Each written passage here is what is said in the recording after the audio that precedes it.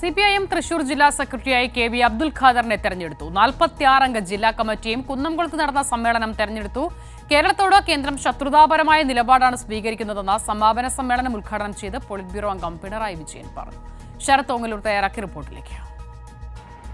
3 ദിവസങ്ങളായി കുന്നംകുളത്ത് നടന്ന CPIMന്റെ ജില്ലാ സമ്മേളനം ഐക്യകണ്ഠേനയാണ് ജില്ലാ സെക്രട്ടറിയെയും ജില്ലാ കമ്മിറ്റിയെയും സംസ്ഥാന കമ്മിറ്റി ഭാരവാഹികളും തെരഞ്ഞെടുത്തത്.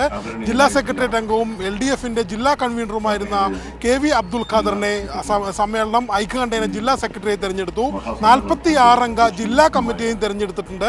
അതിൽ 10 പുതുമുഖങ്ങളുണ്ട് എന്ന് വളരെ പ്രധാനപ്പെട്ട ഒരു കാര്യമാണ്. ഇത് വൈകിട്ട് നടന്ന പൊതുസമ്മേളനം മുഖ്യമന്ത്രി പിണറായി വിജയനാണ് ഉദ്ഘാടനം ചെയ്തത്. വലിയ ആവേശോജ്വലമായിരുന്നു സമ്മേളനം. 10,000 വരുന്ന 10,000-ലേറെ വരുന്ന റെഡ് വളണ്ടിയർ മാർച്ചിന്റെ അകമ്പടിയോടുകൂടിയാണ് പൊതുസമ്മേളന മാർച്ചിലേക്ക് റാലി എത്തിയത്. വലിയ ആവേശത്തിലായിരുന്നു പ്രവർത്തകരും നേതാക്കളുമെല്ലാം. പൊതുസമ്മേളനം ഉദ്ഘാടനം ചെയ്തുകൊണ്ട് മുഖ്യമന്ത്രി പിണറായി വിജയൻ ഇങ്ങനെ പറഞ്ഞു: കേരളത്തിനെ സാമ്പത്തികമായി ഞെരുക്കാനാണ് കേന്ദ്ര സർക്കാർ ശ്രമിക്കുന്നത്. കേരളത്തിലെ വികസന പ്രവർത്തനങ്ങൾ ഇല്ലാതാക്കാനാണ് ശ്രമിക്കുന്നത്. അതിനെതിരെ നാം ഒന്നിച്ച് പ്രവർത്തിക്കണം. അതിനെ മറികടക്കേണ്ടത് എങ്ങനെയാണ്, അല്ലെങ്കിൽ വികസന പ്രവർത്തനങ്ങളോട് മാത്രമേ മറികടക്കാൻ കഴിയണമെന്ന് അദ്ദേഹം കൃത്യമായി പറഞ്ഞു. നമ്മുടെ സംസ്ഥാനത്തോട് എല്ലാ കാലത്തും ഒരുതരം ശത്രുതാപരമായ നിലപാടാണ് സ്വീകരിച്ചു പോകുന്നത്. എന്താണ് അതിനടിസ്ഥാനമെന്നത് നമുക്കാർക്കും മനസ്സിലാക്കാൻ കഴിയില്ല. നമ്മുടെ കേരളത്തെ ഈ രീതിയിൽ അവഗണിക്കുന്നതിന് മാത്രം എന്ത് കുറ്റം കേരളം ചെയ്തിരിക്കുന്നു? നമുക്ക് ചാർത്തിത്തന്ന മികവുകളുണ്ട്.